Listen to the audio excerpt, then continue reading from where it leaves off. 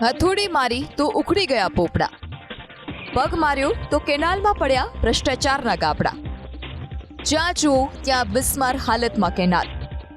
પૂર્વ મંત્રી અને મહેમદાબાદના ભાજપ ધારાસભ્ય અર્જુનસિંહ ચૌહાણે સરકારી કામમાં થયેલા ભ્રષ્ટાચારનો પર્દાફાશ કર્યો.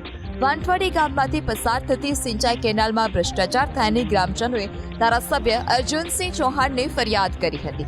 જે બાદ 2 કરોડના ખર્ચે બનેલ અંદાજે 4 કિલોમીટર લાંબી સિંચાઈ કેનાલનું અર્જુનસિંહ ચૌહાણે જાતે નિરીક્ષણ કર્યું. કોન્ટ્રાક્ટરો અને ગ્રામજનોને સાથે રાખીને અર્જુનસિંહ 1 કિલોમીટર સુધી કેનાલનું નિરીક્ષણ કર્યું, જેમાં કેનાલનું કામ એકદમ નિમ્ન કક્ષાનું થયું હોવાનો ખુલાસો થયો.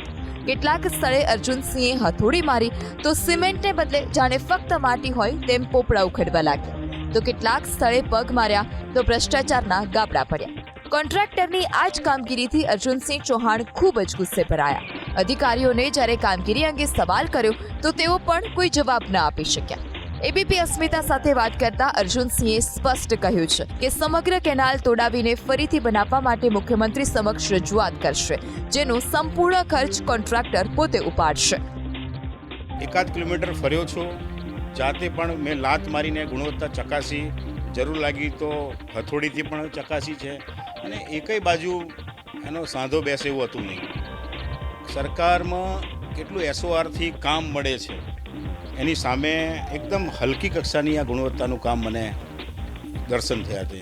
હું મુખ્યમંત્રી સાહેબને પણ રજૂઆત કરવાનું છે, મંત્રીશ્રીને પણ રજૂઆત કરવાનું છે કે પ્રજાનો ટેક્સનો પૈસો છે એનું સુચારુ રૂપે વપરાય, સારી રીતે વપરાય, અને ચોક્કસ એને બ્લેકલિસ્ટ કરવાથી અટકવાનું નથી, પણ એની પર જે પણ પગલાં ભરીને એના ખર્ચે આ ફરી કામ થાય, સારું કામ થાય, એવી અમારી સમગ્ર વિસ્તારની ને પ્રતિનિધિ તરીકે મારી લાગણી છે.